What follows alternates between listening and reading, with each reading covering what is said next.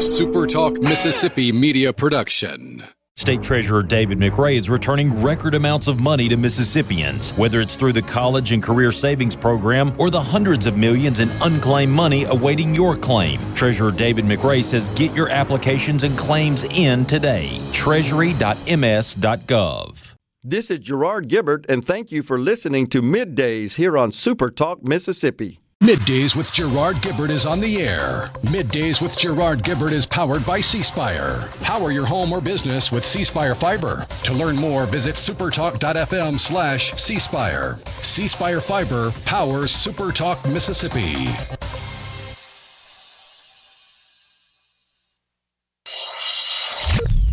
Get ready to go beyond the headlines and join a meaningful conversation with people from around the state.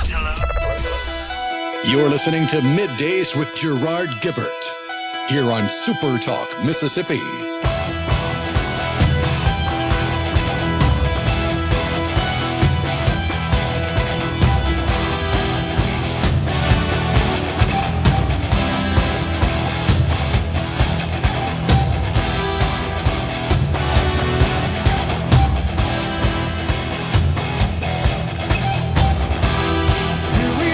Good morning, everyone, and welcome to MidDays, SuperTalk Mississippi. I'm your host, Gerard Gibert, along with Rhino in the Element Wealth studio, guiding you through the middle of your day with facts, fodder, and fine music. Good morning there, Rhino. Howdy. Well, this is looking a little bit more like April weather here in Mississippi. Gorgeous day. Looks like it's going to be pretty good for us.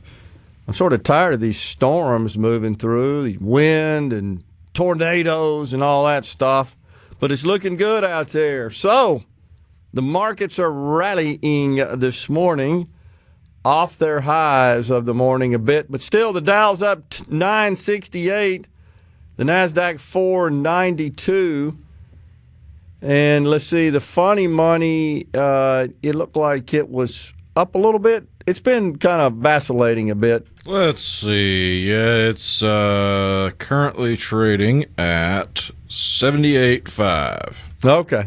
So still way South down. of what I thought the floor was. Yeah. What did you call the floor? I called the floor at 80. Okay. So we've definitely broken through that. It's down 1,100 today. So oil up a little bit as well this morning. And the reason I'm opening up with discussion of this, and of course we always share with you a little bit on the financial markets, is just because this trade deal has caused lots of sell-off, lots of volatility. I personally believe it's been a bit of an overreaction. But you know what? The rally underway, it might be an overreaction. It's just volatility is the name of the game because we just don't have any just concrete clarity at this point where this is all going to land. Of course, what we saw yesterday was the president came out after China said, okay, we'll see your 34% and we'll raise you. 50% is now what the president says he's going to impose. That would put the tariffs up, around 100%? The way I calculate it. I have a hard time keeping up. There's so many dadgum layers. Yeah, I think it's right at 100. Yeah. So that would mean essentially that the price of everything, ostensibly, assuming that all those additional tariff costs are passed on to consumers, double. There's been a rush. We talked about this yesterday. You seen this, Rhino? A rush on iPhones. People are headed to the stores and buying iPhones like crazy for fear that iPhones may go up to the $3,000 range, the $1,000 model iPhone. It's hard to tell at this point because those are mostly made in China with a lot also made in India. Now, the White House says 70 companies have contacted them. Countries have contacted them to negotiate trade deals. I think that's all good news. The EU seems to be a little split. However, I just don't think that moves the needle that much because the total amount of trade with those countries is not significant, it's China that we need to come to the table. And you've probably seen what they have said. They're in it for the long game. They're not backing down. And the president says, we're not backing down either. Well, I mean, in fairness, the Chinese people are much more willing to put up with financial hardship because the vast majority of the Chinese people pretty much are already under financial hardship. It's not a big change to them. Yeah. So they don't really fear a trade war the same way a portion of our population does. And as we pointed out yesterday, because they have such little regard for human dignity, human life, if they have to wait it out, literally, if they have to wait it out and it means people die, well, that's okay. I mean, they It's not even that. The average farmer in China still uses oxen and mule labor to transport goods and to plow the field. Does an international trade war really bother them when they're selling whatever they're growing to the local village? And that local village gives them something they got from the village over? No. It doesn't impact them. And that's a billion people living like that. Which is incredible. So I agree. But I think when they say they're in it for the long haul and they can just stand pat, it is a bit concerning because they just don't really care. It's not like, well, they'll get mad and they'll unelect me. So you don't have the political risks that you do here with bad policy. It's a higher risk, it's a higher threshold to cause regime change. But once that threshold is crossed in China, there is no going back. Yeah. There's no winning people back over. You lose the mandate of heaven, you're done in China. Yeah, that's true. I'm not sure where it's all going. I mean, this is one of those things where, hey, if they show up tomorrow and say, okay, we've seen the error of our ways, Mr. President, we're willing to negotiate a trade deal where we won't charge you any more than you charge us. And what I hope that is, and what would be in the best interest for all involved, the entire planet, would be zero. And I hope that's where we're headed. However, Rhino, if he says, look, you guys got to buy as much stuff from us as we do from you, I'm skeptical over whether or not that can be achieved. So-called trade deficit, simply because, as you and I have been talking about, they don't have the buying power that we do in this country. We are substantially wealthier, and that's because of our economic systems, our systems of government. It's just proof that communism creates equity, which is something, of course, the Democrats have been striving toward for a while, this so-called notion of equity. Yeah, equal misery. That's what it creates. Except for the Politburo, they're fine. But the proletariat, on the other hand, equally miserable. So, but they say they're playing the long game. I just don't know if they can hold out or not. You know, does it get to the point where it creates so much damage on their society and their people that they can't produce anything to send our way? And in doing so, they don't have any wealth, any funds to spend on their military. That's really what they're spending it on. And that has gotten the attention, of course, of a lot of people in this country, in that they got more ships than us. They're more armaments. I mean, they say they do, right? I know you're shaking your head because we're not sure. I agree. Well, no, I mean, they do have that many things that float on the water that you could put a person on. I don't know that you would want to go into battle with a fishing boat or a dinghy. Yeah, I mean, but they say that they have more battleships, more aircraft carriers, and all that sort of stuff. They don't have more aircraft carriers. I don't think so either. Not even close. And I'm not even sure, honestly, when I think about it. You know, I've said this before, and some folks may disagree with me, but I'm not sure how critical it is anymore to have aircraft carriers. I mean, I'm a bit just skeptical over how pivotal those assets are in the next round of war. They're more of a deterrent, perhaps, than anything else, and protect shipping lanes, which are critical. I get that, but it's just about the easiest way to project power into a sphere of influence. I agree. Just the scope and the scale unto themselves, right? And the capabilities they're carrying on their decks. No doubt about it.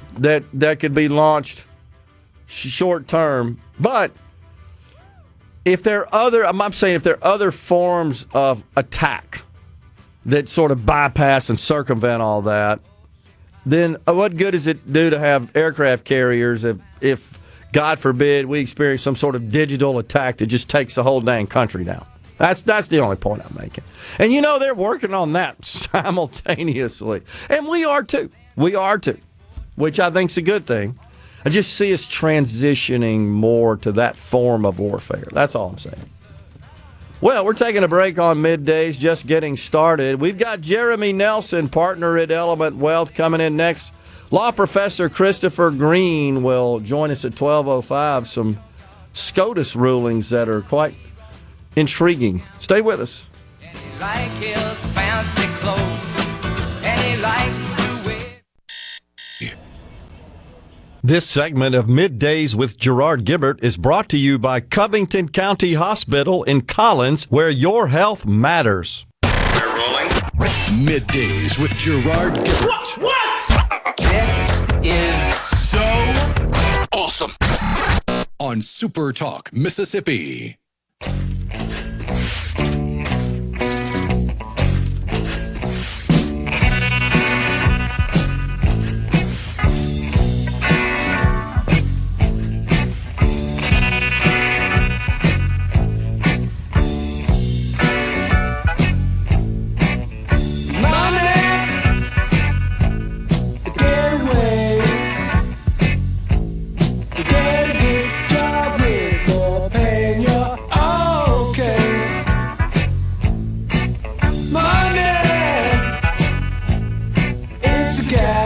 Welcome back, everyone. It's Middays from the Element Wealth Studio. We're pleased to welcome now Jeremy Nelson, partner at Element Wealth. Hey, Jeremy. Glad to be here, Gerard. Yeah, so I didn't have what has happened in the markets the last few days on my bingo card for this year. Yeah, I would have not expected the rapid waterfall 20% decline, right? I mean, it's been pretty interesting. I mean, obviously, we kind of anticipated that equities could be a little bit weak this year. That was kind of the theme of our economic forecast that we did. But, I mean, when you see sweeping tariffs across 180 countries and territories, the market's going to react pretty negatively to that. Yeah, and I wonder about that, Jeremy, and here's why. When you look at the country's GDP at 31, 32 trillion, and you got total imports at 3 and an imbalance of about 1, it seems like we're overreacting. What am I missing there? Well, one, it can be inflationary. Because the question, it can be inflationary or it's going to hit corporate profits, right? Because you're not going to right-size the trade deficit overnight because you can't create all of the manufacturing and everything overnight. So I'm not sure we ever will. Yeah, I don't think we will. Yeah. But so you don't have the supply set up. So that tariff is a tax, right? And so either the corporations that are importing the goods are going to eat it, or the consumer is going to eat it. So it's either inflationary or it's hitting corporate profits. Yeah. I guess the only point I'm trying to make is we still have a large swath of GDP. Now, I know a big chunk of that's government, unfortunately, that's not affected, that's unaffected. So and then we've also got, as a result of recession fears mainly, we got the price of oil coming down. Would that be an offset potentially?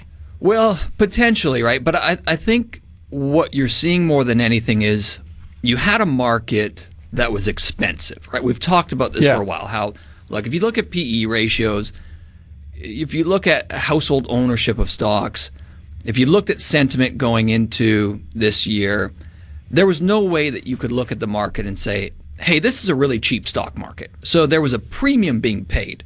Well, now you have uncertainty. When you have uncertainty, what ends up happening is that risk premium, that premium that we're paying for stocks just ends up getting sucked out, right? People kind of say, hey, I'm not as willing to take risk right now. We're going to pull it back. Yeah.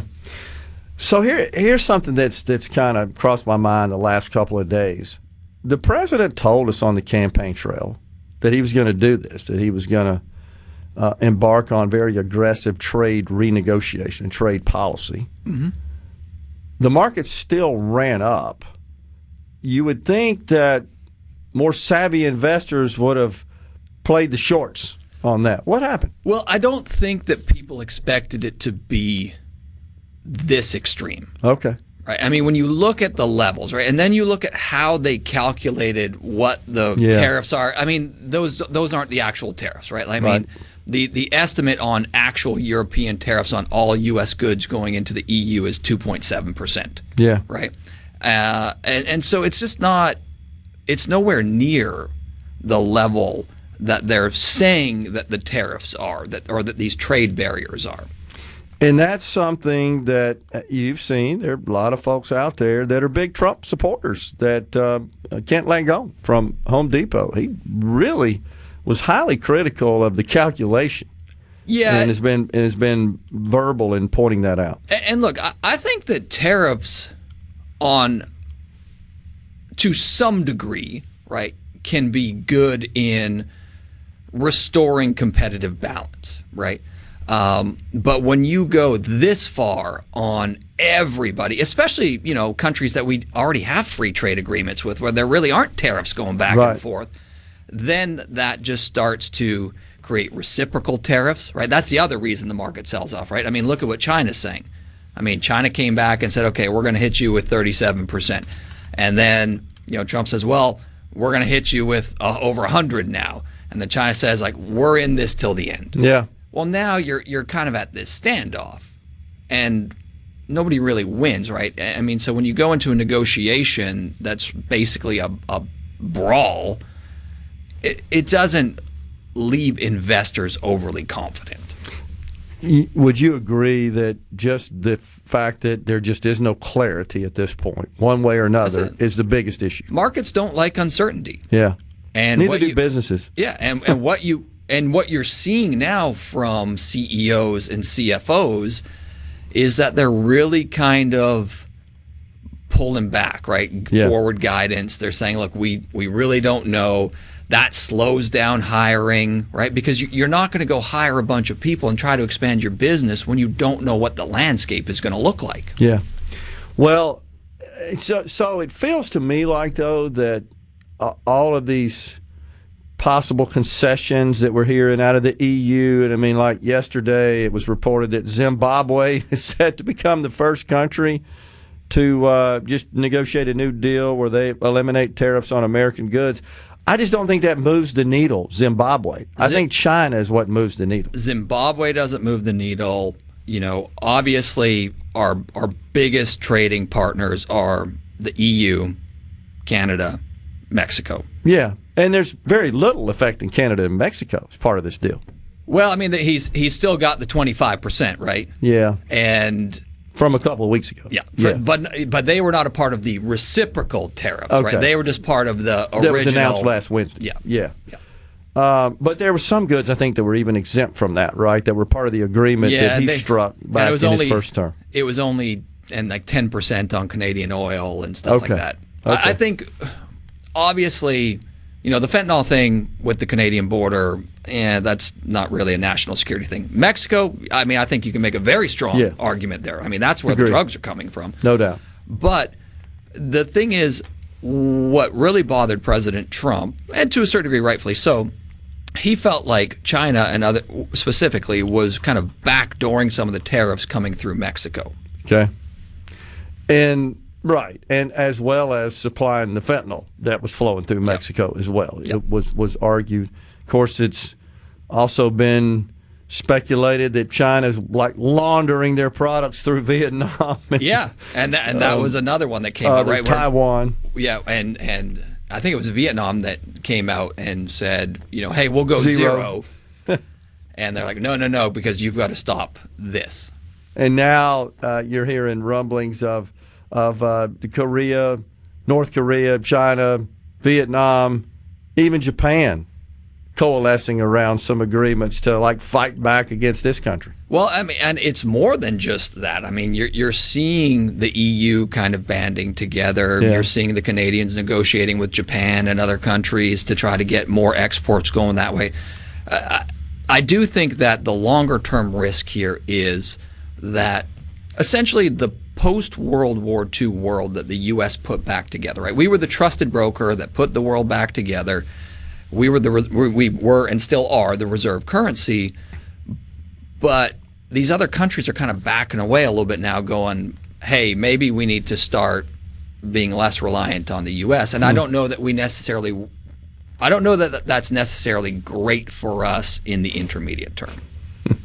Yeah, I wonder that as well. So to those that are looking at their accounts, and the folks that I'm most concerned about are people who are retired, that have accounts they're relying on to carry them for the rest of their lives, and then folks that are approaching retirement, and it just depends on how they got their accounts allocated, asset-wise. Yeah. I mean, that's why we talk to people about this idea of the risk tolerance, right? What is your risk tolerance? And, what we saw in 2024 was a rapid change in attitude towards risk. People were much more willing to take it. And we were kind of very hesitant. We'd say, whoa, you need to slow down, because remember these other times. How did you feel then? What did you do? Oh, well, I panicked and sold. Okay, well then that portfolio is too risky for you. Yeah. If you look at a diversified portfolio this year, it's actually holding up pretty good. It's down like 5% maybe. Yeah. That's not bad. Yeah. All things considered. It just depends on your exposure on the equity side, I would think, and where those are. Something else, and we talk about, if you could say on the other side of the break, is just the difference between when markets retreat that are just part of natural economic factors and cycles versus sort of self-imposed like this, which is what COVID and this was. We get your thoughts on that on the other side of the break. Jeremy Nelson, partner at Element Wealth, is in the Element Wealth studio. We're coming right back.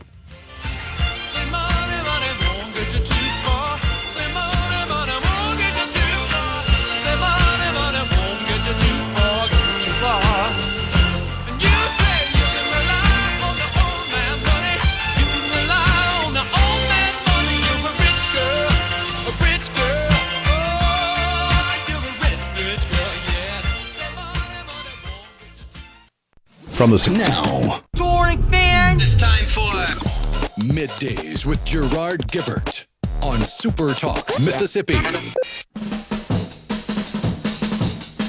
I've got money, and now I need love. I've got money, and now I need love. When I get my loving, I'll be the happy one. We're back with you in the Element Wealth studio. We're visiting with Jeremy Nelson, partner at Element Wealth. So before we went to break, Jeremy, and get your thoughts on this, I was just thinking about situations with respect to recovery. So we've lost a lot of wealth. We've seen the markets get pummeled. No secret about that the last few days. Got a little reprieve today, a little recovery in process today. Who knows where this thing closes? And we'll all be focused on the last few minutes if we got buying or selling into the close, right? Yeah, I mean, I think I was just talking with a client before I came in here, and I was like, look, I think retail money's flooding in right now. Seeing this, we saw a 20% correction. There was kind of a flood. There was a little bit of algorithmic trading coming in. It's going to be interesting to see what the institutional money does at the close here. Does it bid it back up, or does it start to kind of fade this rally that we're having today? And so my thoughts are, when you have a sell-off that we've experienced that is kind of self-induced. I mean, there weren't any technicals or fundamentals. It was a fiscal policy, essentially, that came out of the White House that caused this sell-off.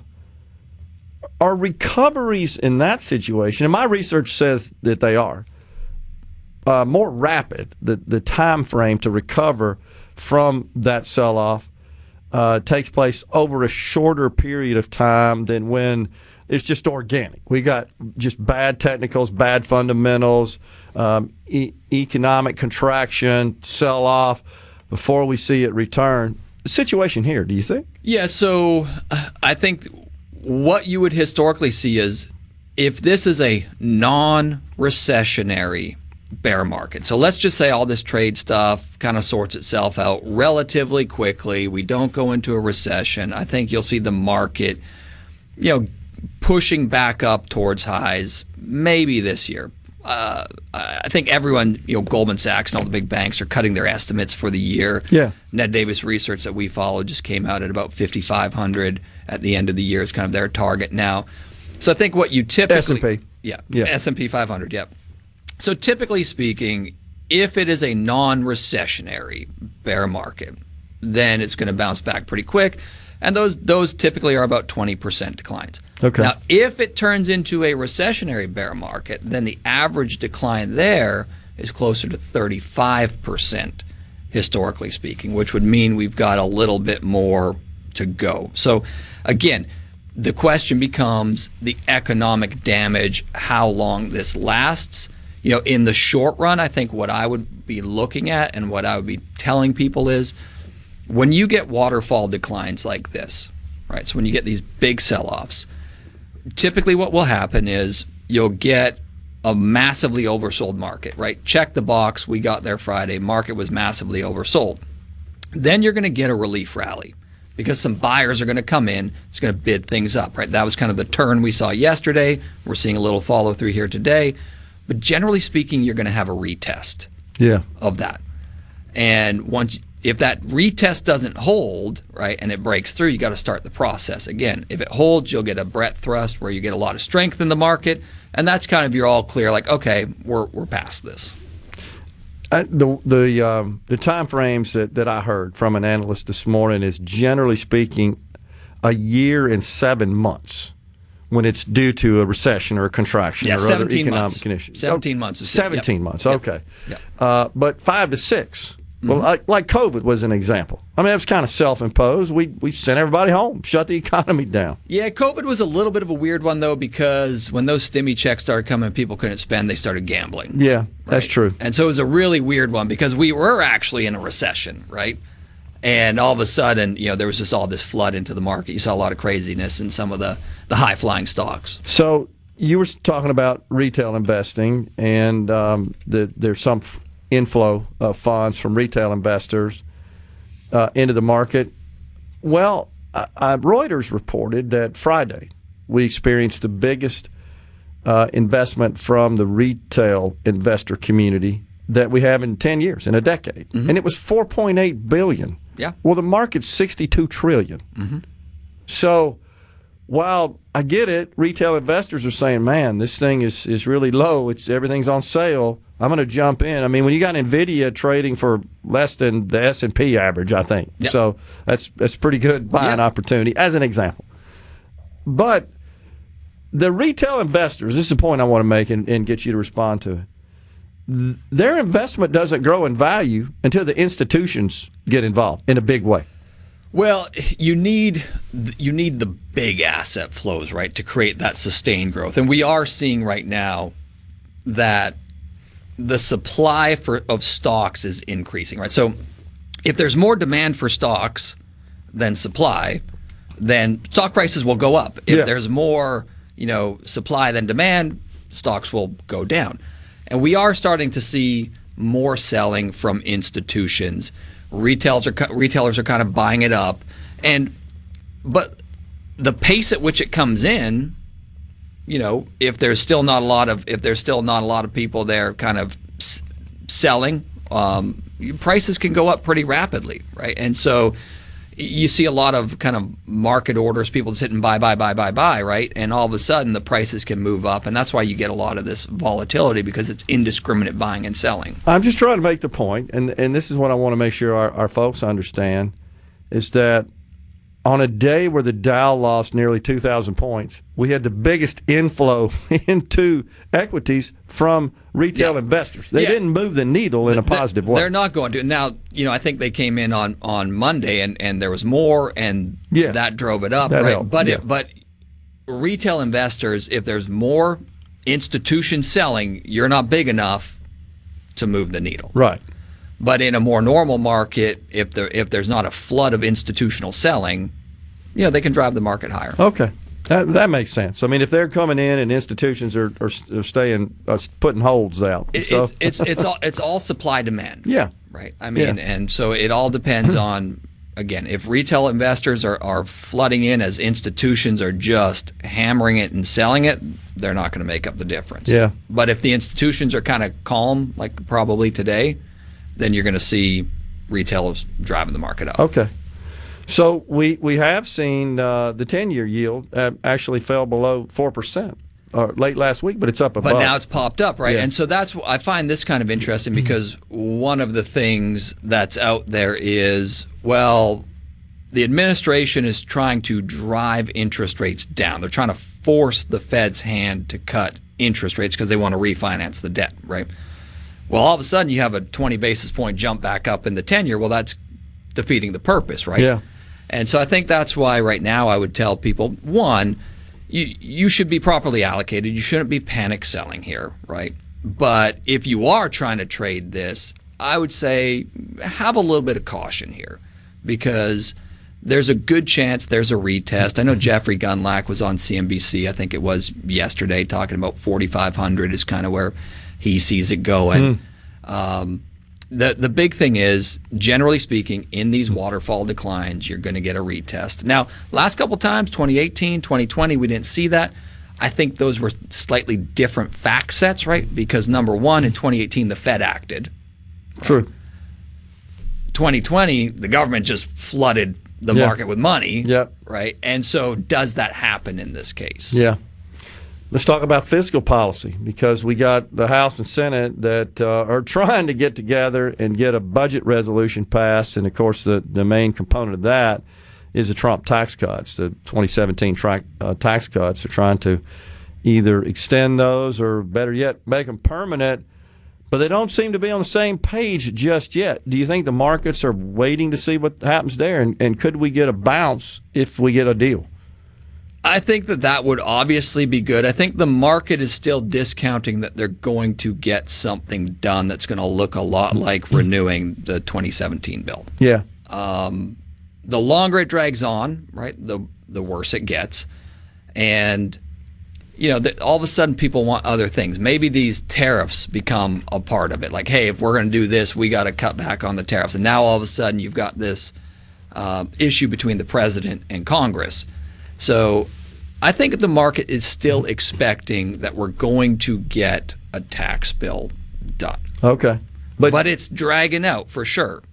And again, yes, Republicans have control, but it's still relatively, it's not a supermajority, right? I mean, it's still pretty tight. It only takes a couple dissenters, and all of a sudden, you can't get anything done. I think if everybody is seated, I read this morning, in the House, could lose 4. Yeah. You could have 4 based on the balance there. So we'll see. But right now, there doesn't appear to be consensus between the two chambers, and certainly on the Senate bill that just got sent over to the House. There's a number of members of the House that are balking at that. Yeah.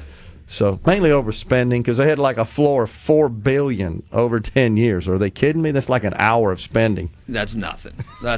So like I said, I think for all of our listeners, the number one thing here is, be patient. Be diversified. Markets go through their ups and their downs. Just take a chill pill, let it kind of settle out, and Makes then adjust. Sense. Jeremy Nelson, partner at Element Wealth, has been our guest. Thanks for coming in, Jeremy. Appreciate it. We're coming right back. Stay with us.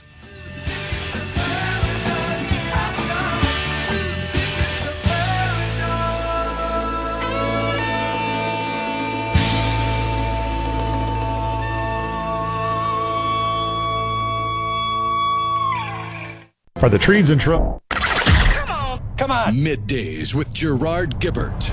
All right, we are back on SuperTalk Mississippi.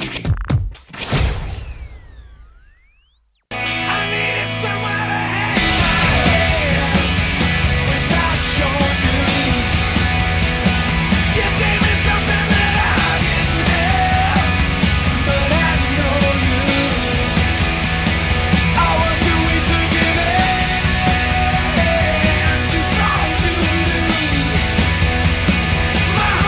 Welcome back, everyone. It's Middays. We are in the Element Wealth studio. So, yeah,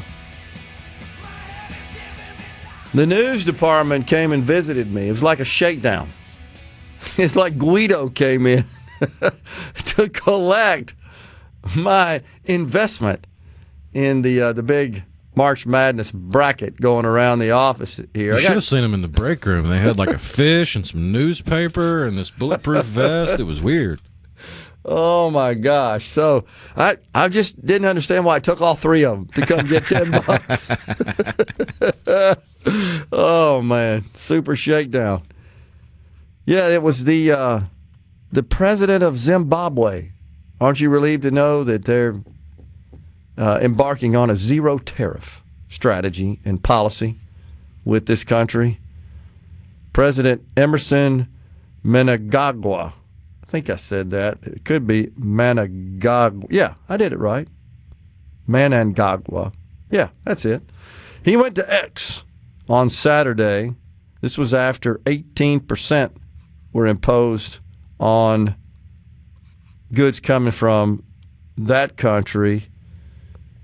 And he said that in the spirit of constructing a mutually beneficial and positive relationship with the United States of America, I will direct the Zimbabwean government to implement a suspension of all tariffs levied on goods originating from the United States. That's what he said on Saturday. So they were the first country, essentially, to fold and concede to the president's tariff strategy, which I think he's using quite effectively as leverage, no doubt about it, to encourage, engender these sorts of responses. It's China that's worrisome. I just don't know. You know, and as you've talked about before, you've got to understand Chinese culture. Optics, right, as important as the actual Saving policy. face. Yeah. I mean, you can't possibly bow to the evil capitalists, right? You got to stand your ground on the superiority of communism. We got to make sure our people know how superior it is as they're working in the factories with nets outside to catch them when they try to jump out the window to end their lives, as you have explained to the audience here. Oh, yeah, it's great, isn't it? Oh, my gosh. Or you're going to the local hole in the wall to get something fried, except it's going to make you sick because it's fried in oil called gutter oil, where they literally just go outside, take the grate off the gutter, skim some oil into a bucket, take it inside, and put it in the fryer. Oh, my gosh, that's sickening. But that's an example of the disregard for human life we were talking about There's earlier. no doubt about it. The U.S. threat to escalate tariffs on China is a mistake on top of a mistake. The Chinese Ministry of Commerce. How bogus is that? The Ministry of Commerce said in a Tuesday statement, if the U.S. insists on its own way, China will fight to the end. That's what is the Ministry of Commerce like the head of a wrestling organization? They're just kind of there. No idea. Now, Ken Langone, he's a GOP mega donor. I mean, he is a big Trump supporter. He, of course, a billionaire, co-founder of the Home Depot. He told the Financial Times, quote, I believe he's been poorly advised by his advisors about this trade situation and the formula they're applying. Well, he is right here in that the formula is a bit bogus. But it doesn't really matter.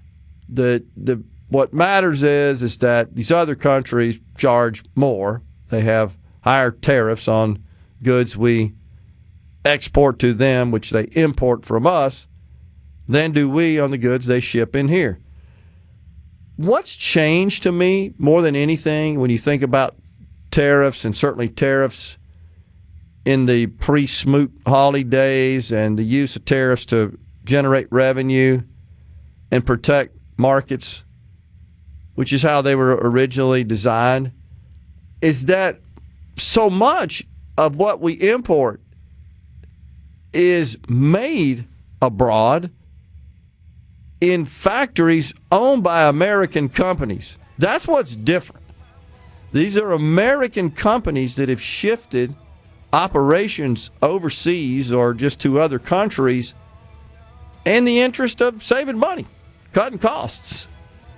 This is different. So that's what makes this harder. And that's thus the goal of encouraging them, inducing them to relocate into this country and produce their goods. It's just a function of the increased costs that result from making stuff here as opposed to abroad.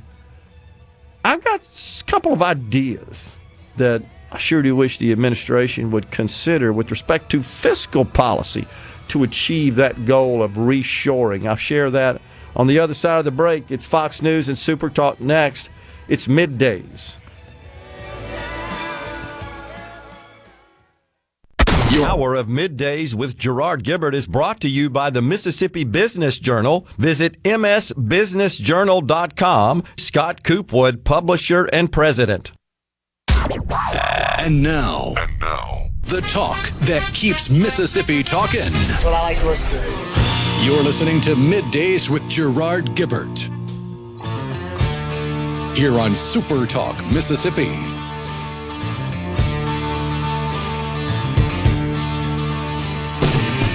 Winter is here again, oh Lord.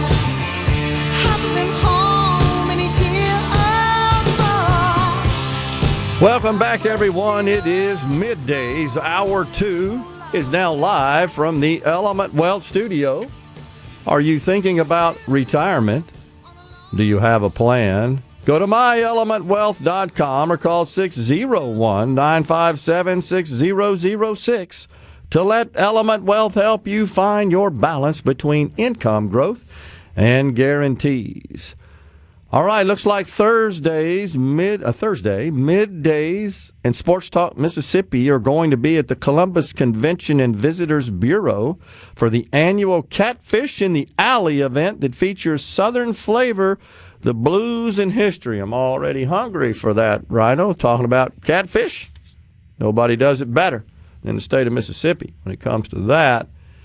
So the Dow's still rallying off of 11-month lows. It's up 908. It has pared its gains somewhat. The funny money's still in the red today. So is Ethereum. Bitcoin and Ethereum are down. Not really sure what's driving that. The NASDAQ, it too, has lost a bit of its steam, down 368. Now, I got to share this little personal story that's kind of related to all this stuff going on. When I was in college, late 70s, I would spend some time trying to read up and understand the threat of nuclear war, which was a real thing back then with Russia. And my mother-in-law was the chief accountant at Keesler Air Force Base in Biloxi. And as a member of the civil service and the Air Force in particular, working there at the base, she had access to what was a monthly Air Force magazine. Now, you got to remember back then, there was no internet. You wanted information, you got it from newspapers, and magazines were a huge source of information. And, of course, that being associated with the U.S. Air Force, lots of pieces, articles, about our biggest military foe at the time, which was Russia. And remember the time frame. This was the Carter era. And there were concerns in this country about an arms race and the massive amount of money they were spending to build up their military capability. And I can remember vividly to this day a chart published in the magazine comparing military assets of the United States with those of Russia across the various major categories. We were just talking about that. Aircraft carriers, battleships, bombers, fighters, and nuclear warheads. And there may have been some other number of course, personnel in the various branches of the armed services is another big one as well. But what I remember then, Rhino, is that, man, they lapped us in every category back then. That bothered. And I was just fascinated with that more than anything. And even as a young college student in my early 20s, it intrigued me. And so I decided to take, as an elective, a course offered by the campus ROTC. And it was military science. I remember it vividly. And it was taught by an old crusty major that had served in Vietnam. You got to remember, we weren't too many years removed from Vietnam back then. I mean, battle-hardened combat soldier, right, that had worked through the ranks. And his just discussion of his experience in history, fascinating.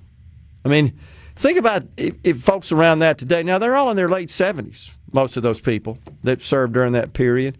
And anybody.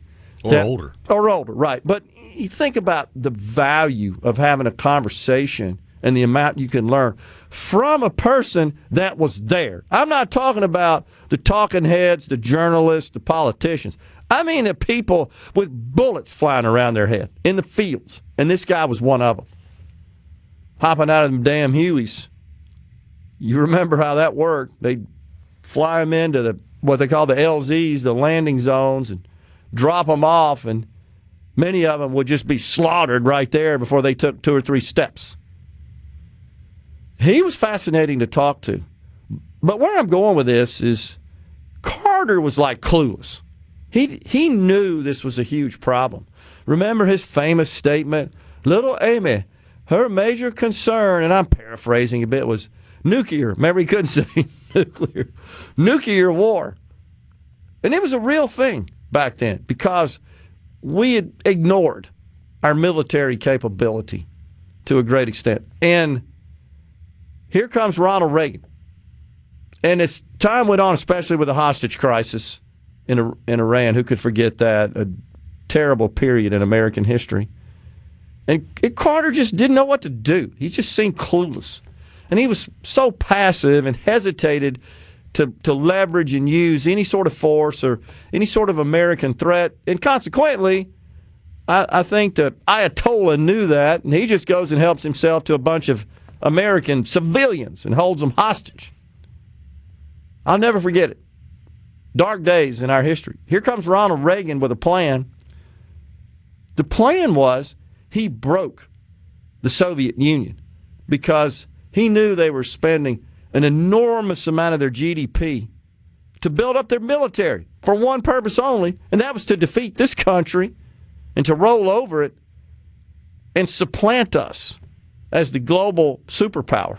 He was also willing to leverage the knowledge that Russia's army was a paper tiger. No doubt about it. Oh, yeah, large numbers. Ooh, look at the MiG-25, the Foxbat. Terrible. Oh, that thing's terrifying. We got to go build the F-15 to compete with the Foxbat. Wait, we got one of those Foxbats? Dude defected? Okay, let's check it out. Oh, this thing sucks. They were terrible. That's exactly but right. People were terrified of the thing. The thing that bothered me more than anything was just the massive increase in nuclear capabilities. And it really was unclear. And we knew because that's in the era where, we had satellite surveillance that could find every silo with a nuclear warhead in it. But we really didn't know the ICBM range. We knew what they would say, but it was unclear as to whether or not they truly could reach our mainland with an ICBM. Nonetheless, there was an arms race going on. And Reagan came in and he broke them. No doubt, he spent a lot of money building up our military, and it had been neglected under Carter. But he broke them economically. He essentially mitigated the nuclear threat and the threat of World War III with Russia, where there would be no winner, in my view, by just imposing economic hardship on them. And because he started investing in our military, they responded by investing more of theirs, and it basically broke them. So they had all these tanks, and missiles parading out in the square, and the people were starving. There was nothing to eat because they put all of their production into that. And I feel a little bit like that's what this current president is doing. He's seeking to break that cycle from China. He said it this morning. He said, yeah, these tariffs, we're paying them. They're just taking it and turning it around as an investment into their military to build up their arms and their military might. Their people aren't benefiting from that. It's not benefiting their economy. They're using it to build military assets to fight with us. That's what he said, and I agree. And so it feels like he's maybe following that same strategy. And we'll see where that lands. Of course, right now they're still saying, we're playing the long game. And it is concerning because they don't behave rationally. And that's why I think it's hard to establish good, equal trade deals when you're dealing with somebody that just has no regard for human life. They don't care. They're expendable. It's in the name of the motherland or whatever the hell their doctrine is. And their business ethic is that of, if I can get away with it, it's totally fine. No doubt about it. It's accepted. That's why they're poor. You can't have a thriving economy without the rule of law and just basic governance of that. You can't. If it's just rooted in corruption, and every time we see that in this country, there's always negative consequences. But you know what? It always fixes itself. But not in those countries, because the people in charge don't have anything to worry about. We're coming right back with more in the Element Wealth Studio.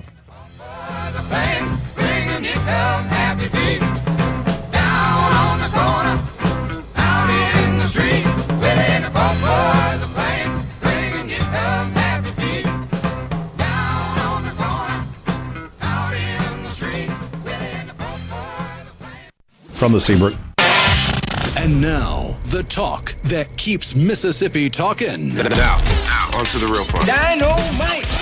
On SuperTalk Mississippi.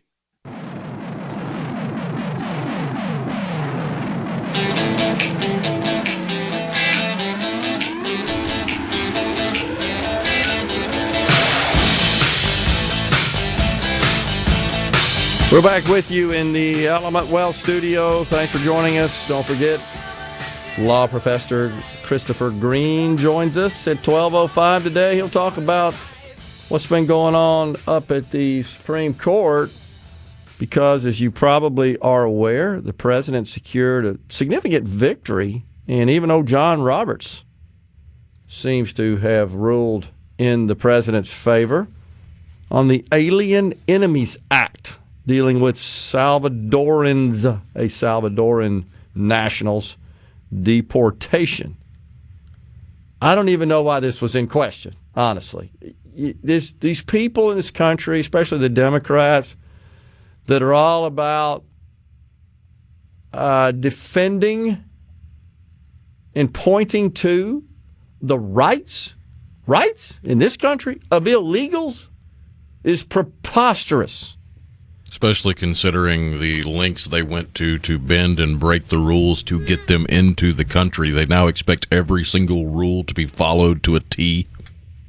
Illegals do not have the same rights and privileges that American citizens do. What's hard to figure out about that? Everything in our law, in our Constitution, from which all our law stems. Because in the liberals' squishy brains that have been so brainwashed by stupidity and nonsense from talking heads on TV and TikTok dancing videos, the brain rot has made their brains so squishy that they don't see the need for borders. They think we should all just be kumbaya. It's just incredible. Because they're stupid. I just don't see how they can defend this notion that they are entitled to the same rights and privileges that an American citizen is. That's insanity. But you're right. I think it goes further to prove just how insane they are, perhaps. Hey, I don't know. I guess they want to keep leaning into that, and good luck to them, because I don't think it's going to work for them politically. Chris from Oxford, we were talking about the total tariff now on Chinese goods, and I noted it to be around 100%.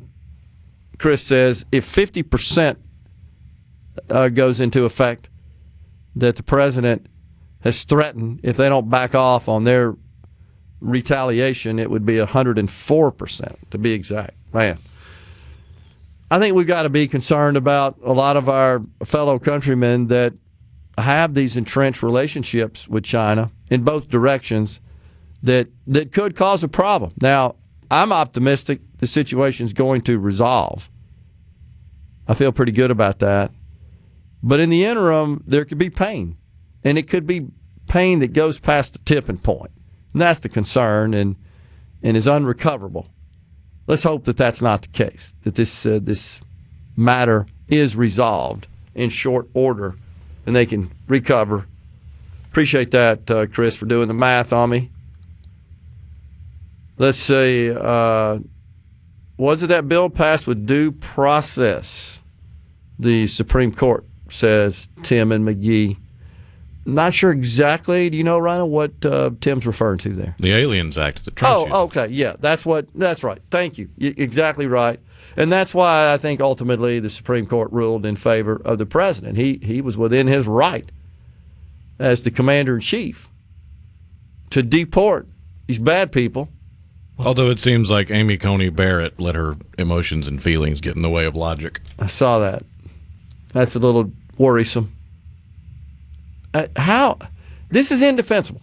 What's up with the Democrats, though, that, again, go out of their way to defend and to campaign and advocate for the rights of illegals, but yet American citizens seem to get the second-class treatment from the Democrats?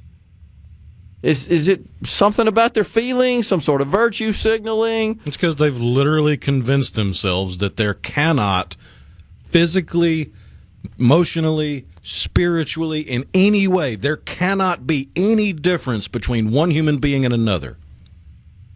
So if you point out that there is a difference, that there should be any difference whatsoever in how they are treated or what they are given or what they are allowed to take or anything, then that's unfair.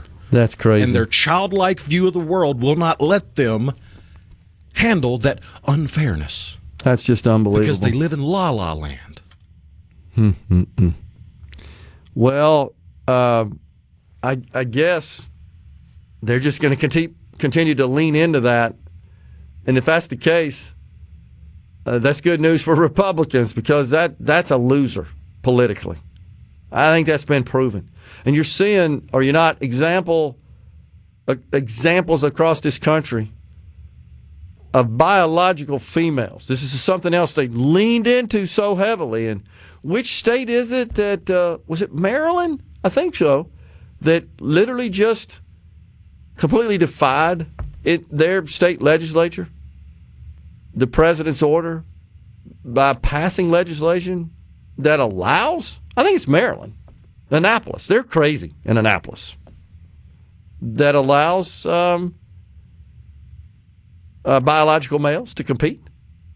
And they're like even starting to question what a biological male and female. Was it Maryland or was it Colorado? It could have been both, but Colorado just passed a crazy bill where if a parent misgenders their kid, they're going to be in trouble. I did see that. Uses the wrong pronouns with their kid, right? There's problems for a parent. How insane is that? I'm pretty sure it's. That's the part I left off about the differences between people. The only differences they recognize is they put anybody with a D by their name up on a pedestal as if they're some demigod of awesomeness. Unbelievable. And they should be the ones making decisions for everyone. It truly is crazy. Even though a lot of the people in D.C. with a D by their name have been proven to be blithering idiots. Yeah. Jasmine Crockett, Exhibit A. Yeah. Boy, she really is. Look up for me while I get a couple of texts here. I think it's the Facebook account. It may be Twitter. Delegate Matt Morgan.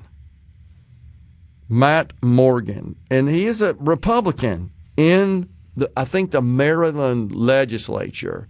And he's the one that's done a great job of exposing the nuttiness going on, because he's a fish out of water in Annapolis, right? He's an anomaly, an aberration, because he's a conservative Republican, and he is overwhelmed by a bunch of wackos that are in their legislature. They call them delegates. But I think there's, if you're not mistaken, if you're scrolling there, there's a report he has where he's got maybe even video of somebody that's on the floor in the Maryland, I'm not sure which house that's advocating for this requirement that schools be allowed. Schools allow males to compete against females in sporting competition. It's down there a little bit, but keep looking. But yeah, Tim, you're right. This was a no-brainer. We have a law in place, and the Trump administration relied on that law, invoked it to deport illegal people. What's the question here? It goes to the Supreme Court because we have a bunch of people that, again, are more concerned about the fictitious rights extended to illegals than they are the actual rights granted to American citizens by our Constitution. Incredible. Really. How much trouble would a parent get in if they just called his child a dumbass? Oh, my gosh. Oh, wow. Here we go. Dustin from Walnut says, Advance 2028 isn't an option. I hope Gibert Rhino 2028 is. Keep up the good work. I appreciate that, Dustin. Let's see. Well, there's somebody that doesn't agree with us. I know you're shocked at that, Rhino. So treating people equally is wrong. Didn't Jesus say that? Wow, hating Christianity. This is such a misguided, just foolish response. So you're opposed to states deciding what's best in their own state? Thought you were for states' rights. You noticed the spelling of for there? I did. That tells you the IQ of the individual involved. No, and by the way, did I say that I was opposed to the state or that I objected to the fact that the state exercised their right? No, I'm criticizing the stupid policy. Are you opposed to free speech and the ability of a citizen? This isn't England. You know, in England, you go out and use the wrong pronoun in social media for somebody, the cops show up at your door. That's what the Democrats want in this country. I'm not exaggerating. I'm really not. We're stepping aside for a break. We're coming right back in the Element Well studio.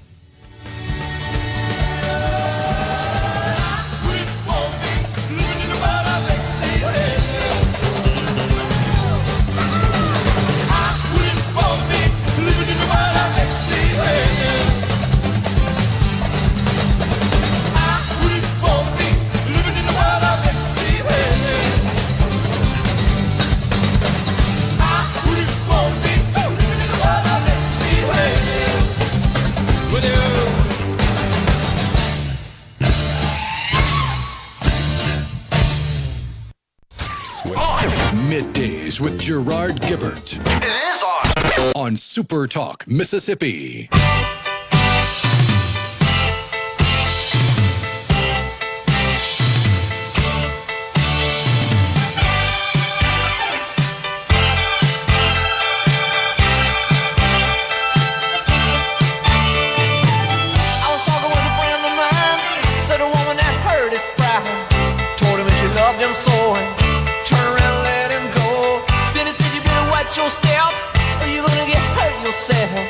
Someone's gonna tell you lies, cut you down to size. Don't do it like that. We are back with you in the Element Well studio. You see it, Rhino? This guy, Delegate Matt Morgan, is his name. He's pretty fascinating, but it looks like the legislation that he's talking about to pass is a House bill to make gender identity and sexual orientation a standalone part of the K through 12 curriculum in Maryland, removing parents' ability to opt out. So you're in kindergarten, and these fools are going to thrust gender identity and sexual orientation subject matter down the throats of kindergartners. Unbelievable. So they went through a bunch of political maneuvers and machinations. That this new version is what he's saying in this post from a couple of days ago. It strips the local school board's ability to control education. No control over curriculum now. Unelected school boards appointed by the governor, this is incredible, are going to make decisions. So it makes you grateful. This is what got my eye. We've got our problems here, they know that we deal with, and a lot of them you and I criticize. We'd like to see fixed, improved. But when I read that, you realize how much better we are. Now, Maryland, no secret, deep blue state, crazy people, overrun with nutcases in their government. This guy's an exception. He's a breath of fresh air, honestly, in a swamp of Democrat crazy people. He's also on his website or on his Facebook site talking about pretty significant tax increases going into effect.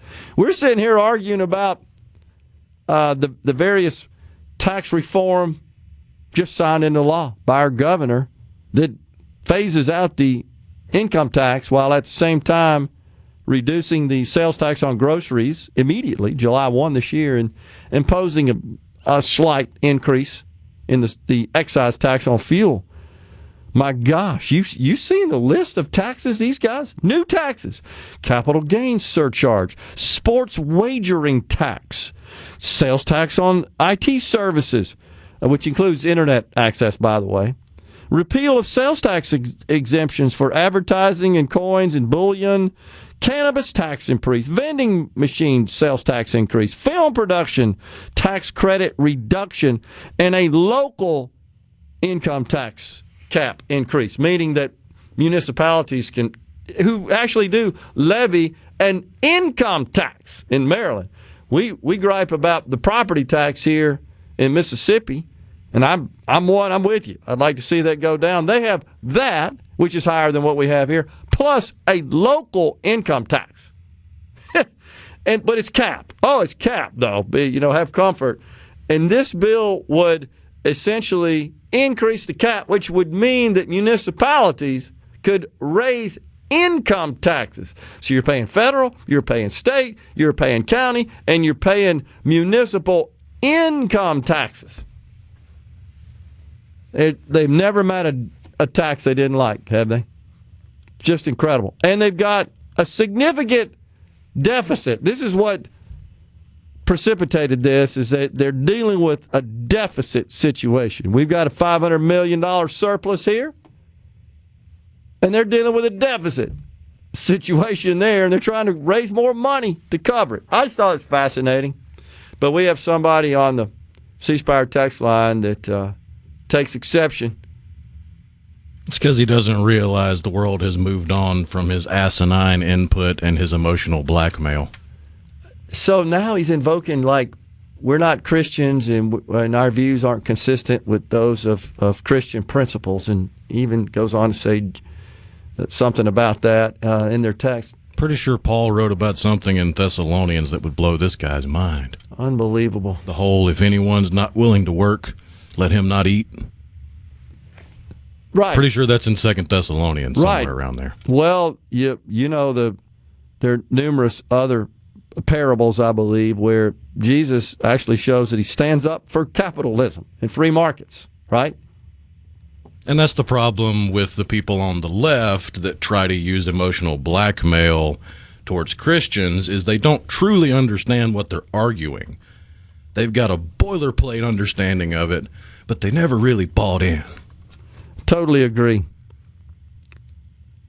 I think I can't remember which parable it was, but it's this parable about equal wages where Jesus defends the right, you know what I'm talking about, of the, I think the vineyard owner, if I'm not mistaken, to pay people according to what they can work out in a mutually agreed upon compensation arrangement.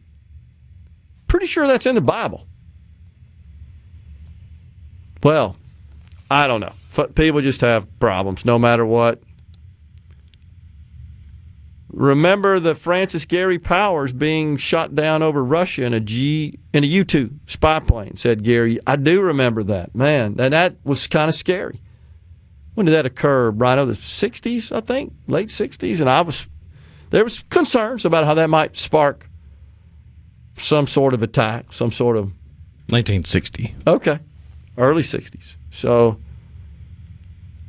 yeah, it was on the C Spire text line. Somebody said the Bible also says if you don't work, you don't eat. I guess I don't get it.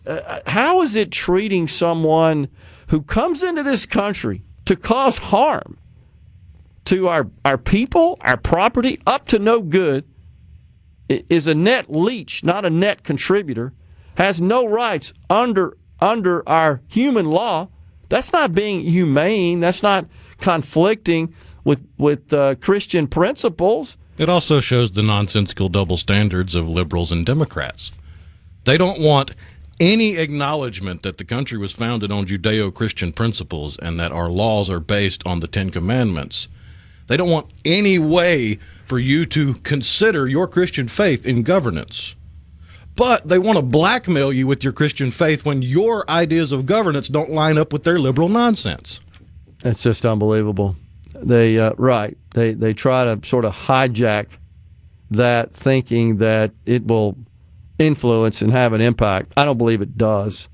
And what I was saying earlier about the Democrats continuing to lean in and push this crazy gender ideology, just as we were sharing with you, that's going on in Maryland, where they are requiring their schools to teach sexual orientation to kindergartners. My gosh, you're sick is what you are. You're sick, no doubt. But you're seeing female athletes across this country standing up. You saw it with a fencer this weekend. Yesterday, I can't remember the specific competition. Was it archery? I don't know exactly what it was, but she got all the way to the starting line and said, I'm not doing it. Good for her. Why not? Because there are dudes in dresses competing in the same class. It's asinine. It's the height of unfairness. How does a party that's always lecturing to us about equity, how can they embrace something that's so inequitable, blatantly inequitable? That's just mind-boggling. Agree to have a rule when arguing with liberals. If you do believe in the Bible, if you don't believe in the Bible, you can't use it against me. That's on the C Spire text line. Totally agree. And what's the problem, or why object to requiring people to come into this country, do so through the legal process, and then assimilate, respect our laws, our people that are already here? What's the problem? What's the objection with that? The crocodile tears that are flowing from these liberals because because they've derived political power for the last forever, it feels like, from emotional blackmail. And society is sick and tired of being browbeaten by the dumbest among us. And I think that's exactly right. And they showed it at the polls, and they will continue to do so. And, you know, I can see where there could be queasiness going into the midterms if inflation ignites and the tariff strategy is still in process and, you know, hasn't been just fully baked. But the saving grace is they keep leaning into that garbage, and people say, wait a second, I don't think so. We're not ready for that crazy crap yet. Well, we're going to step aside for a break. We are in the Element Well studio. It's Middays. Professor Christopher Green at 12:05.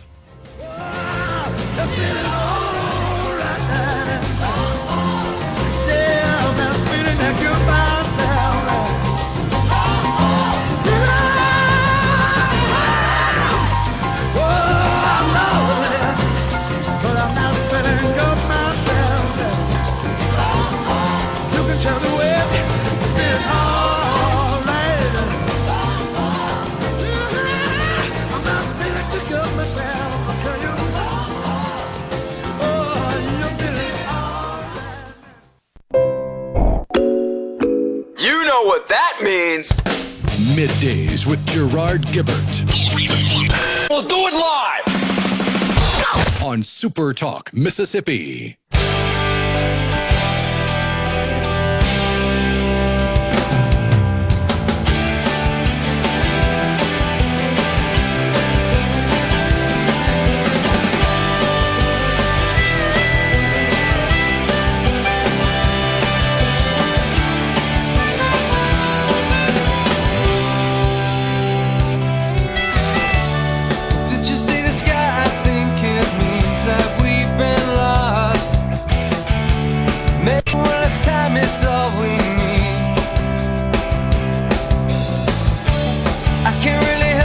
We are back in the Element Wealth studio. Dan from Hattiesburg says, I don't like how Democratic ideology is infiltrating the church. Yeah, I'm not a big fan whatsoever either, Dan, of the... It's hard to reconcile a priest or pastor justifying and rationalizing sin. Yeah, I agree. I'm with you on that. I don't like the idea of religious institutions diving so deeply into politics. I've objected to that in my own church a couple of times, and I've let our pastor know. Fortunately, it's extremely rare in my world, at least. But it happened a couple of times last year, and I just very respectfully and very nicely let them know that I thought that was inappropriate. That's all. It's not. Well, that tends to be the normal situation when you're dealing with normal people, a.k.a. conservatives. Yeah. It's when you get into the more radical, nonsensical, insufferable people on the left that they have to inject their idiotic mindset into every aspect of their life, every facet of their being, and every interaction with anybody out there. Yeah, I agree, and that just seems to be, as you say so many times, just rooted in this whole idea of feelings, whatever the heck that is, and these are insecure people that seek this as a vehicle to ascend Maslow's hierarchy, really. And I don't want to sound like I'm getting sort of into psychology here, but it's the truth. I mean, it's just human nature. It's the way we're built. Everybody wants affirmation. I get that. But there are different ways to achieve that. And what Maslow says is, once you get past those bottom rungs and to the top, you're comfortable in your own skin with yourself. These are the most successful, productive people in society. If you spend all your time seeking approval and affirmation and lauding and praise from others, you probably aren't doing too well, honestly. That means you've got insecurity about yourself. I got to have other people tell me how great I am. That feels like that's what goes on here a lot. And eventually, when you do that for long enough, it just kind of becomes you, and you no longer even think for yourself. You just regurgitate the spoon-fed talking points from the talking heads on the TV that you agree with. That is so true. That's absolutely so true. Because we're tribal people. And, those, again, who are truly confident with their own being, they don't need the tribes. That doesn't mean you don't need human interaction. Of course you do. We all do. But those who are constantly seeking to be part of these groups and align with these sort of tribal views and instincts, they generally are just going to be less productive, is what I would say. Oregon, of course, is such a place that is overrun with left-wing nuts. So, again, talking about the competition, the high jump. Of course, Oregon is a state that does allow dudes in dresses to compete with girls in sports. So it should come as no surprise that an 11th grader, a person who's convinced himself that they are a female, even though they're not, dominated the girls' 200 and 400 meter races for the second year in a row at the Portland Regional High School track meet, winning over a whopping 7 seconds, the 400 meters. 7 seconds. That's an eternity, of course, when you're running. And now comes another biological male in Oregon that won the 200-meter state championship. But add to that the high jump at the Portland Interscholastic League of Varsity Relays. Why do they even call it that? Just call it what it is, which is a dang force. So, oh my gosh, Leah Rose, who was formerly known as Zachary. Zachary beat his closest competitor by 2 inches. So what does that tell you, Rhino? This Zachary beats the female field competitors by 2 inches? That means they get waxed against their own gender, correct? Yep. 2 inches? Are you kidding me? Have you ever been to a basketball game and watched? No disrespect to the girl basketball players. They're fantastic. Do they jump the way a male does? Not even remotely freaking close. Have a clue.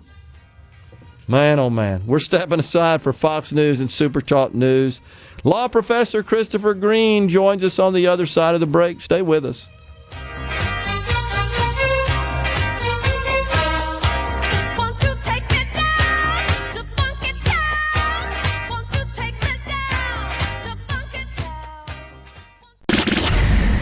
Welcome to the show that challenges you to think deeply, and look beyond political posturing. You're listening to Middays with Gerard Gibert here on SuperTalk Mississippi.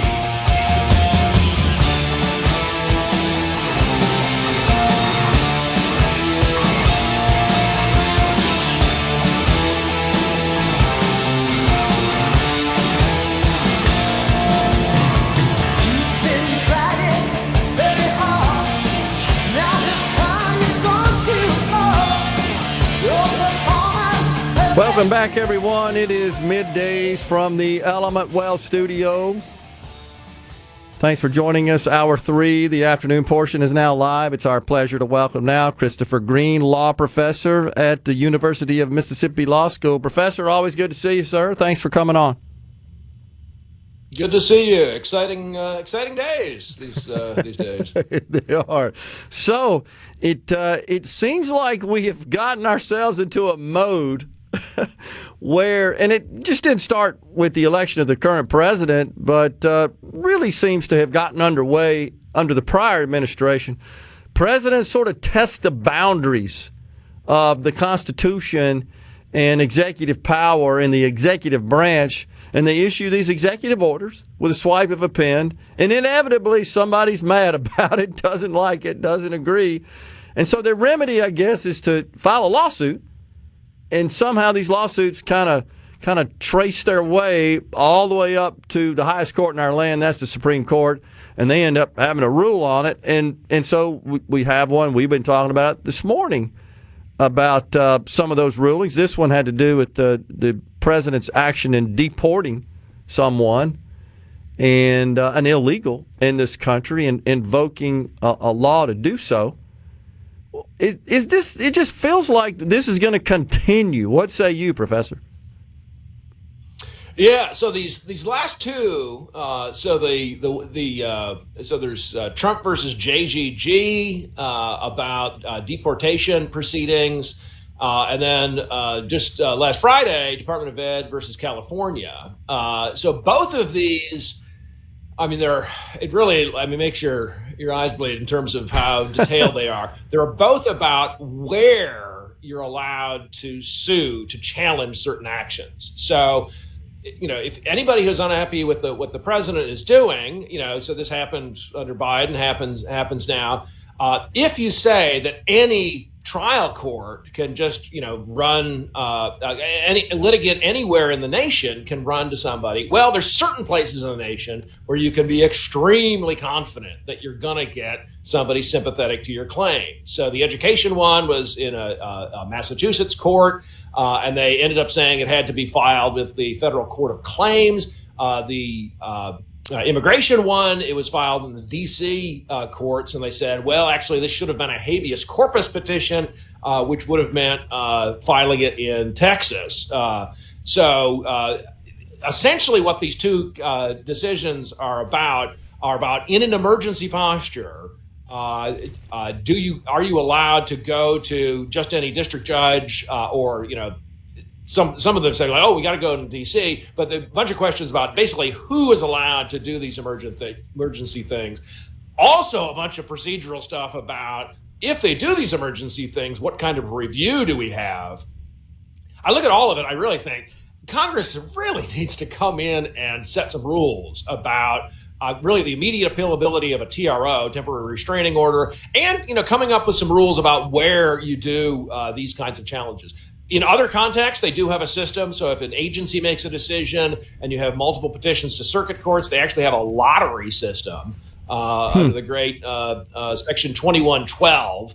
So you can listen to your Rush music while you have that lottery going on. But they don't have anything like that for the TRO level. And I think Congress really, it would be good if they could do this. I don't think it's going to be able to be done kind of in the current administration, like in time to get these emergency things handled in a more orderly way. But really, by 2029, we've got to have a system that's more orderly than this, where you don't have people picking and choosing their judges the way we can. It's I think it's unseemly, and it doesn't promote careful consideration of legal issues the way you want if you're going to have the rule of law.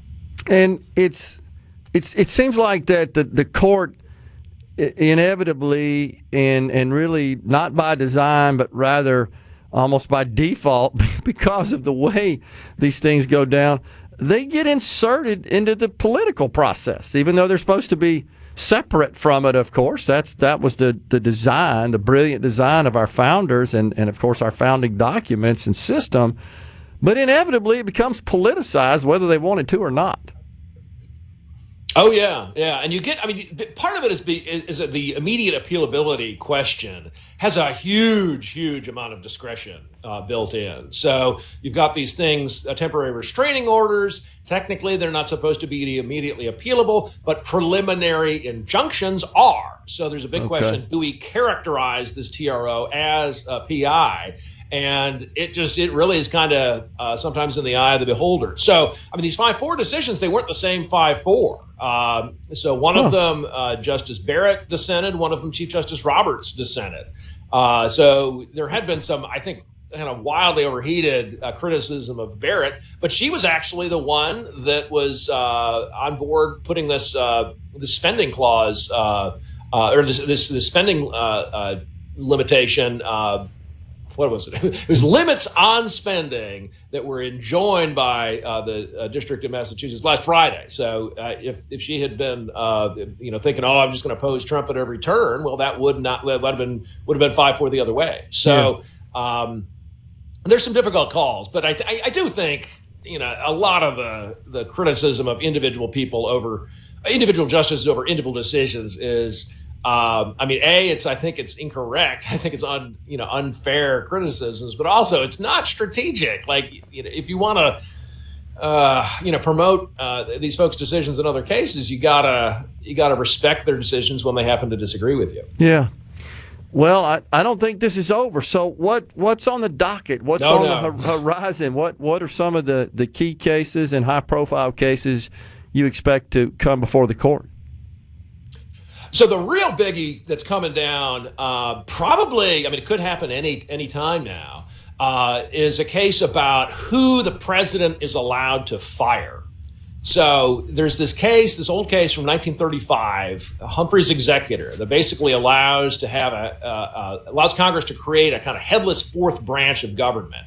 And it has been tottering. A couple of justices have said we need to overrule it. But I was actually very surprised that Trump did not mount an assault on this precedent the first time he was elected. His whole slogan was "You're fired." So, but the second term, he has definitely taken aim at Humphrey's executor. So really, at any moment, probably this week, the Supreme Court is going to make a decision about whether some firings, whether those firings are going to be able to take effect immediately.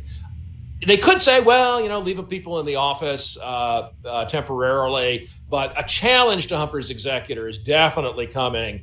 They probably won't have a full-dress decision about that issue, just to whether to put the president really in charge of the executive branch, in charge of all of the executive branch. Probably won't have a decision on that super soon, but we'll definitely get some tea leaves. So I expect some spicy activity on this, the emergency docket. I've got my refresh button on my SupremeCourt.gov going, and there's a couple of different links you gotta check to see if something exciting has happened, during an interview. But there's definitely spicy stuff coming.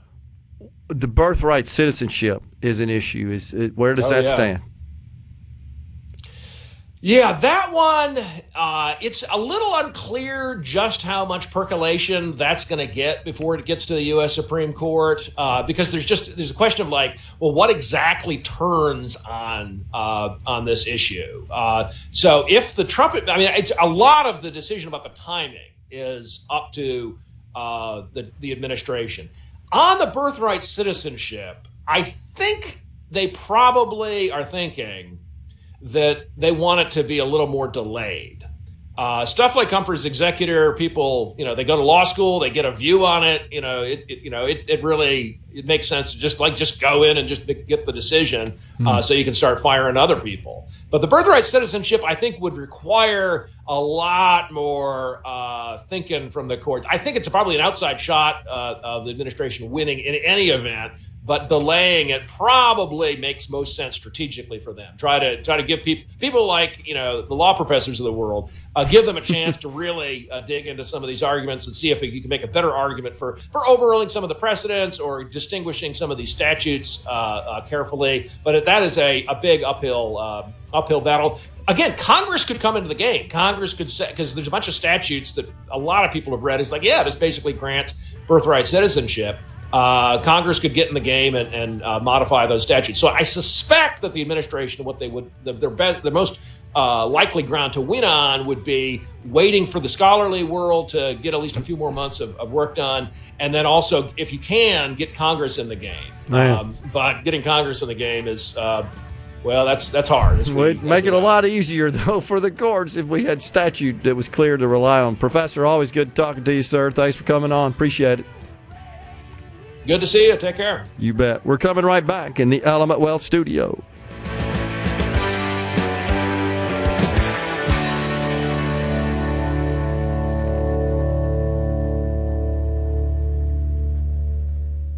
Family turn. It's so awesome! Middays with Gerard Gibert. Come on, let's get on with the show! On SuperTalk, Mississippi.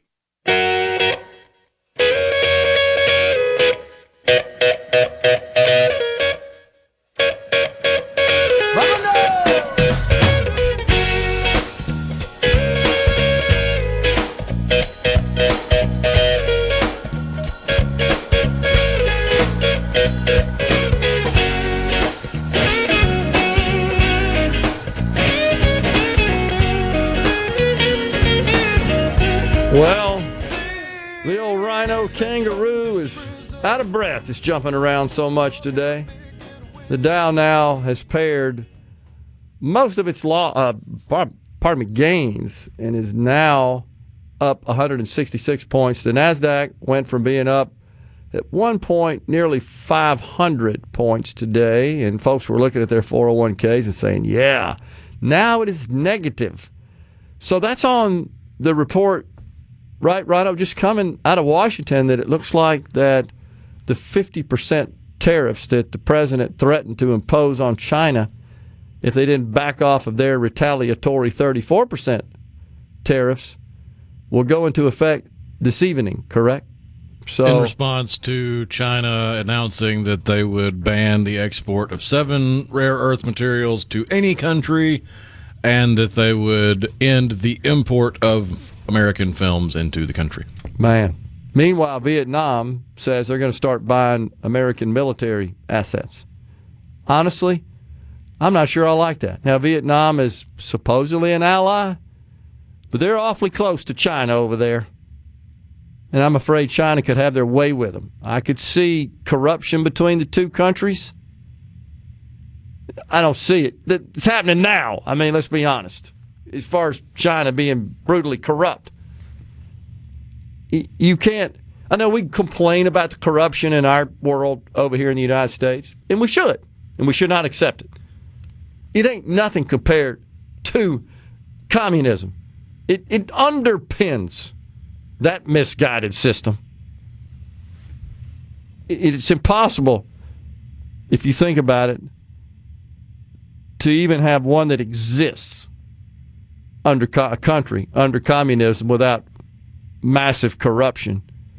So I would be a little worried about selling this country's Boeing specifically, and the stock's up as a result because it looks like Vietnam is committing to buying their aircraft, their military aircraft.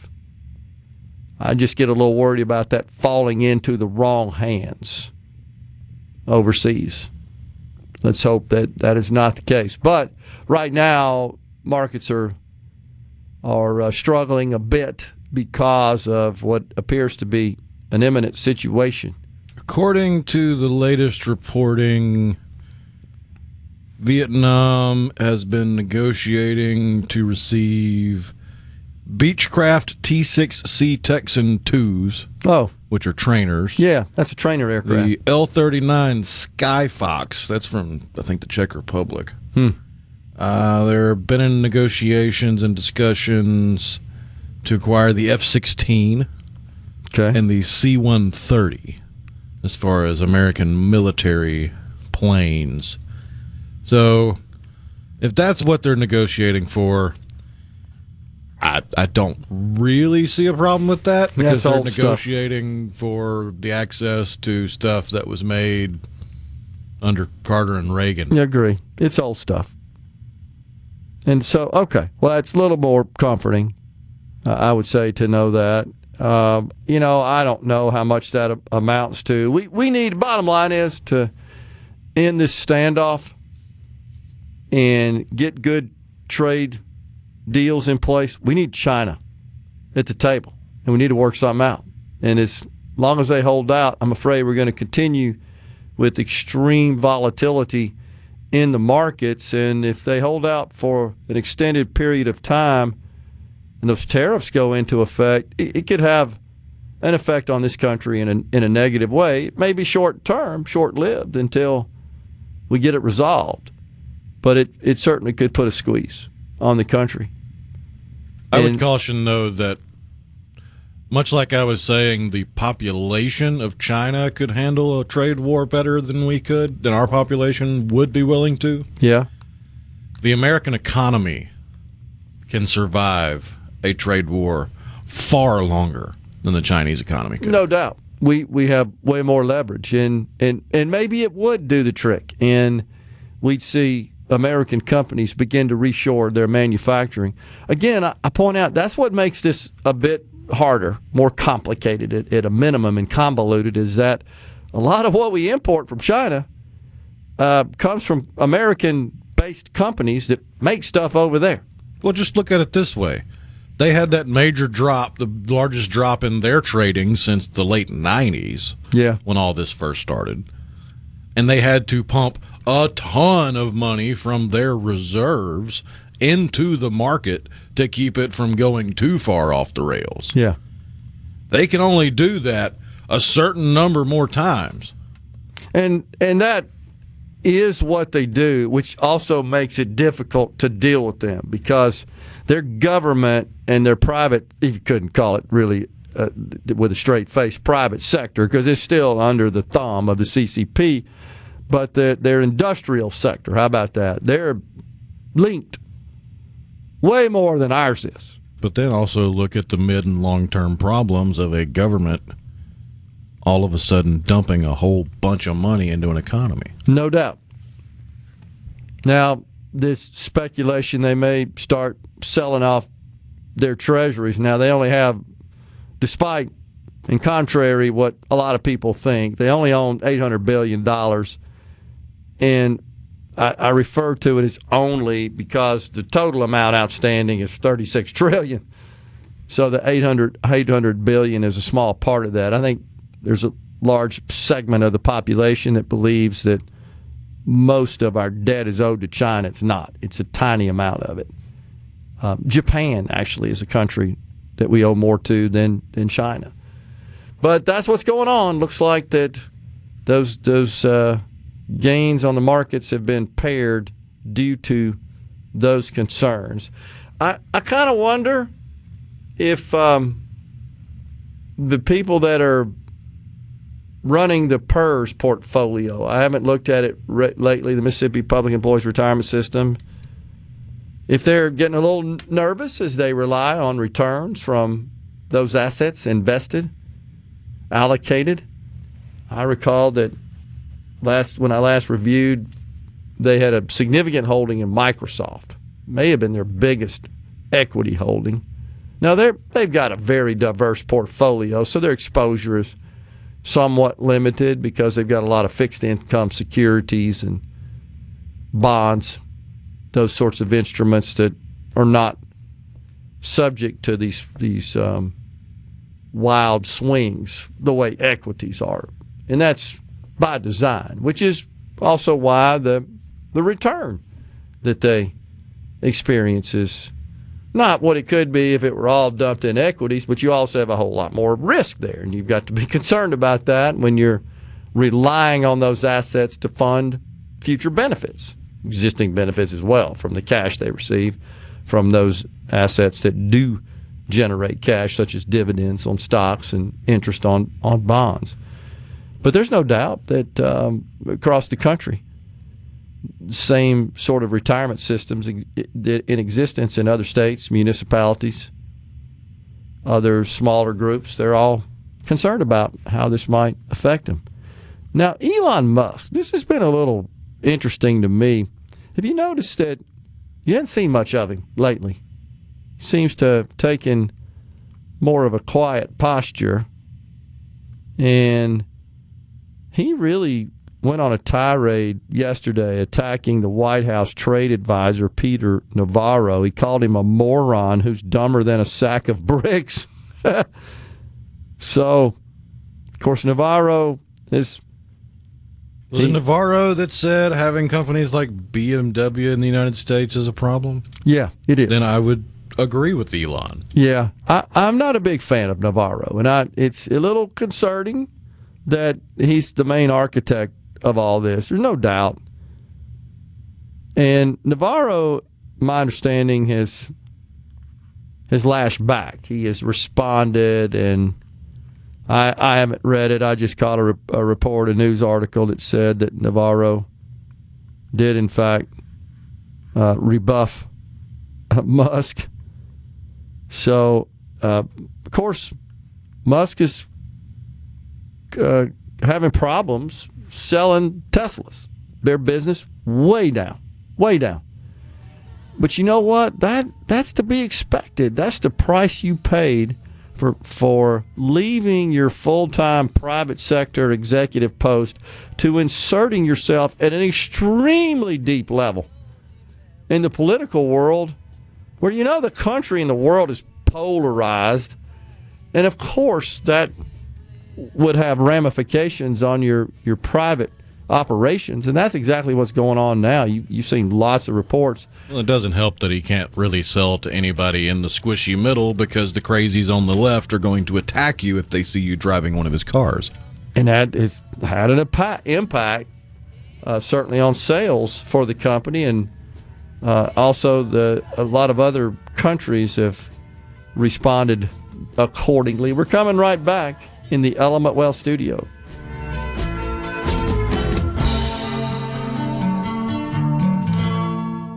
From the Seabrook. We interrupt this program.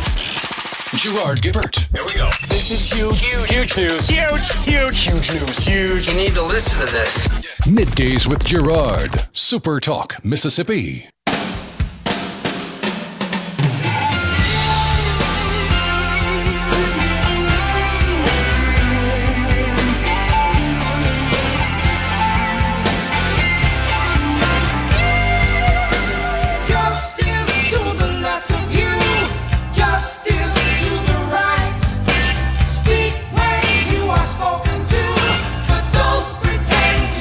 Wow, so the NASDAQ now in negative territory.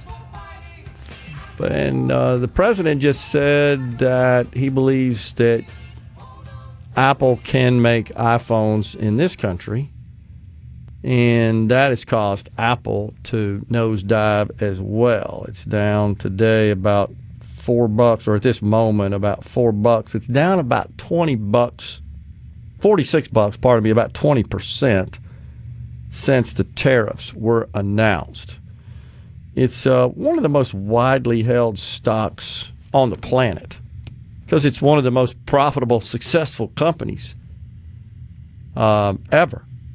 So it is really struggling on this announcement. I do think Apple could reshore its manufacturing. Of course they could. Again, the only way to make iPhones that are sellable in this country is in factories that are highly automated and like have virtually no people in them. If we're having to do that, if they're going to have to produce those devices with the same amount of labor they have in China, cost of a phone will skyrocket. And that would be a negative thing for the economy. So I don't think that's going to happen. Question is, if China breaks and says, okay, uncle, at that point, does Apple say, all right, well, we've got a reprieve here. We're just going to leave everything status quo now that we have trade rate parity? What would induce them to relocate into this country? And I've thought about that scenario. And there are a lot of analysts who also see that same situation materializing, that, okay, if we achieve the goal, which is tariff rate parity, then there would be little to no incentive for these American companies to spend a whole lot of money and take a lot of risk to relocate their production into this country. So I would like to see some things put in place that would serve as incentives, not just punishment. If you make over there, we're going to hit you with a tariff. And I get the purpose of that, but my experience in business, people, I like to say, are coin operated. That when you put positive financial incentives in place, available, they'll respond and they'll produce to earn those. And everybody wins. And in the case of what we could do, what about immediate expensing of all CapEx and even one-time expenses associated with constructing new factories? You just write the whole thing off. Would be an idea. How about lowering the corporate tax rate? That's something the president talked about. I'm with him on that, to 15% if you build your stuff here, make your stuff here. Personally, I'd like to see the corporate tax rate at 0 for everybody, because I think that's just a built-in cost that we all bear at the cash register. But that's another idea. What about this, Rhino? The capital gains tax rate. Make it 0 for stocks, investment in stocks issued by companies that make stuff. They're going to need capital to build these new factories. So if you're an investor, you invest in you buy the equities, the shares of those companies.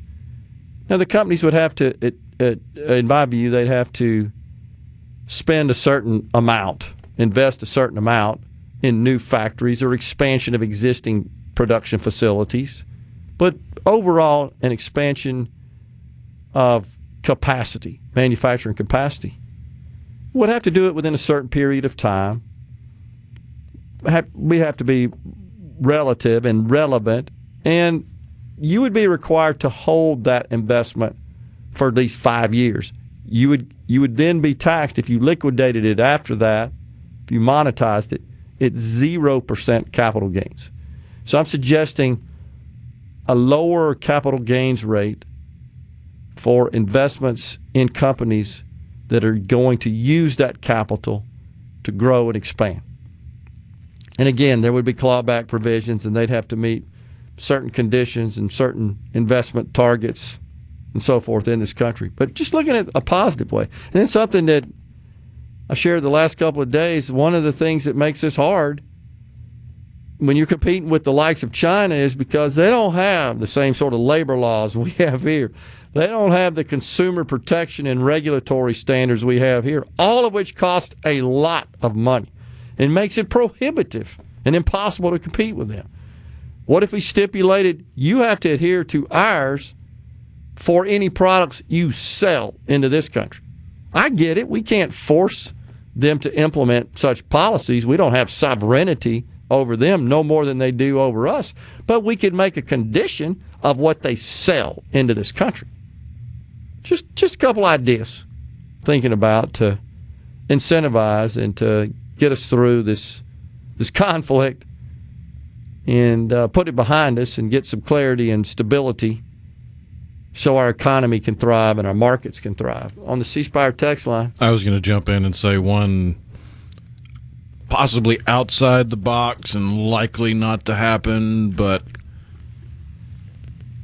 what if in the idea of transparency, the federal government, specifically the intelligence agencies, would go to the CEOs of these companies that have sprung up factories within mainland China and shown them the intelligence that shows China is robbing them blind, taking every single concept and idea they have, stealing it, and using it as if it was their own.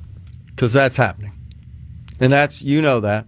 That's a price you pay to access. This is crazy when you think about it. That is the price American companies are paying to access outrageously cheap labor. That's what it comes down to. Because we American consumers want cheap. You know people in your orbit, they won't pay 2 cents more for the same product. They just won't. We've become accustomed to that, conditioned to that. American companies know that. They absolutely know that. By the way, Warren Buffett, he's sitting on $300 billion in cash. And I see a lot of that in social media. People say, wow, what a great buying opportunity. And my natural reaction is, buy with what? Most people don't have. They're not liquid. They don't have money sitting around waiting to pounce on market dips to take advantage of that. And if they did, my question would be, what have you been doing the last few years? If we've had a massive run-up in the markets, you missed it. Now you think you got it? You've timed it perfectly? I'm not lecturing at them. I just think through that. The average person. I mean, even if that were the case, even if you did just have money that you all of a sudden wanted to invest, do you really think right now? Right, exactly. You know that's the bottom. Everything is continually seeming to slide? No, I totally agree. So, and then you see people, that bothers me a little bit, honestly, Rhino, because it sounds dangerously close to the talking points from Democrats. Well, all the wealthy people own all the stocks. I don't care about them. This is only affecting that small percentage of the population that owns the lion's share of the stocks. Well, I feel like we got to have Econ 101 class here. And again, please, I'm not trying to be condescending in that respect, but I hope you appreciate the fact that we all benefit from their investments. Yeah, it's just like the Democrat talking point. Oh, the tax cuts went to the rich. Well, as a dollar value, absolutely, because they're the ones that pay the most taxes. Just like they're the ones that get the most gains from the stock market and losses because they're the ones that's got the most at risk. That's just math. But you know what? $100 to one person is equivalent to $1 million to another. It's all relative. You know what I'm saying here. So, and by the way, if you're trying to catch the falling knife, as they say, and you think this is it, I'm putting my money in, it ain't going to move it. You're not going to get any benefit of that unless these wealthy people and these institutions, when they pull the trigger and they start to buy, that's when your stock goes up. That's when your values increase, your positions in value. So, gosh, I sure do hope we don't find ourselves following the Democrat playbook and starting to parrot their class warfare talking points. Bottom line is we're all connected to it. That's the beauty of a dynamic market economy. And they're winners and losers, just simple as that. But we shouldn't just look at those who have got a significant amount of the holdings in the market, so I don't care about them. Well, of course we do, because, and by the way, if they don't put their capital to work, these companies aren't going to reshore their manufacturing. They need money to do that. We're coming right back with a final segment. Patriot. Gerard Gibert. Going beyond the headlines, breaking down the stories that matter to Mississippi. Middays with Gerard on SuperTalk Mississippi.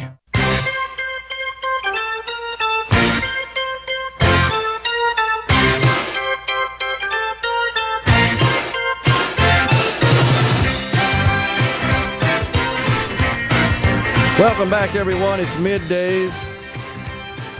Little Jay Giles Band.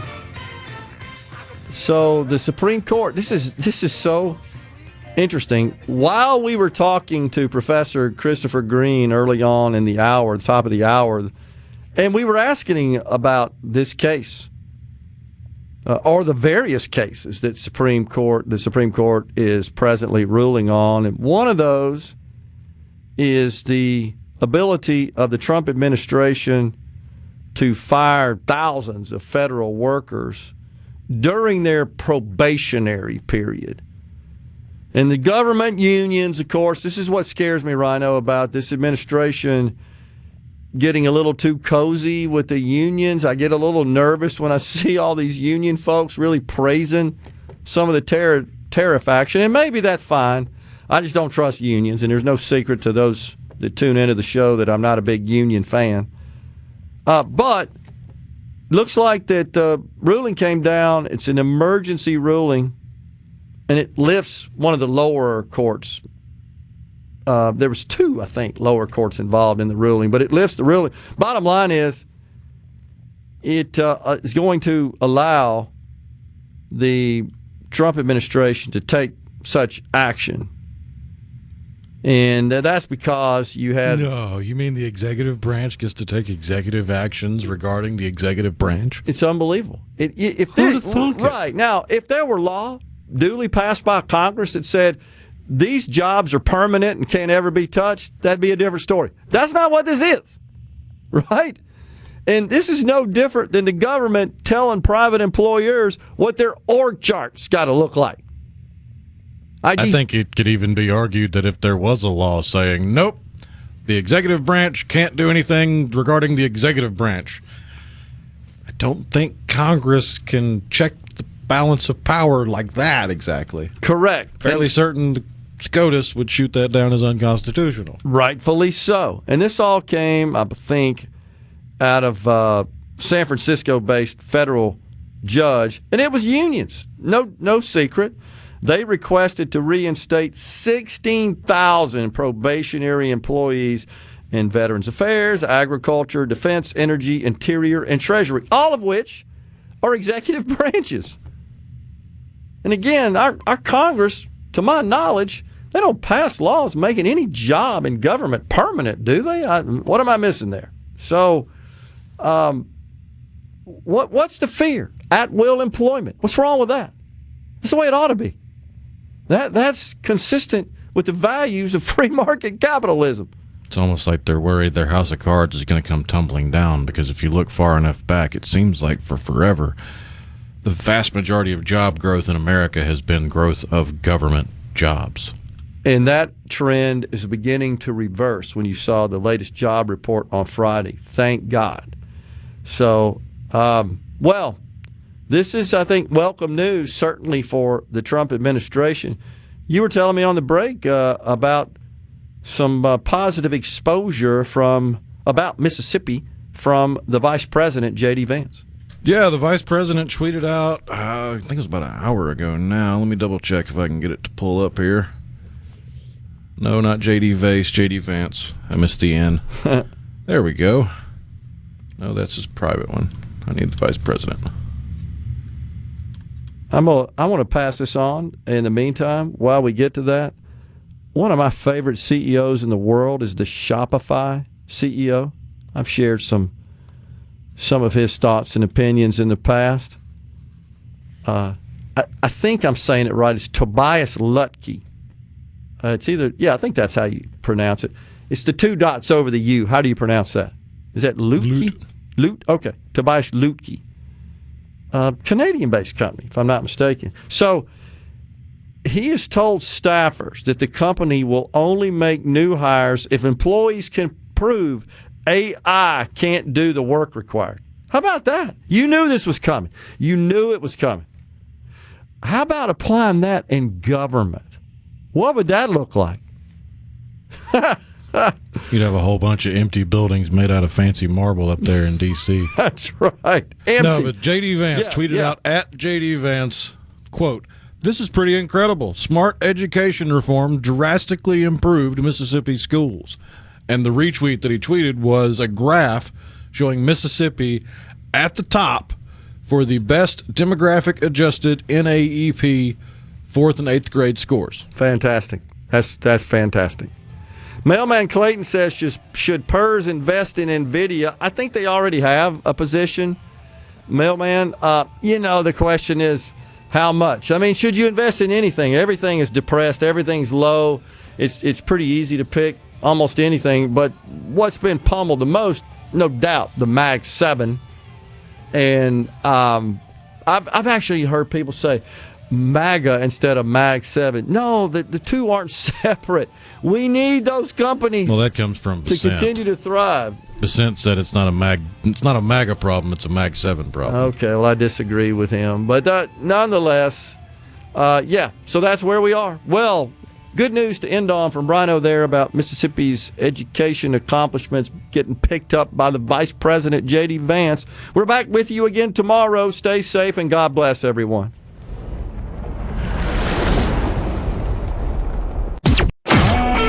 A SuperTalk Mississippi media production.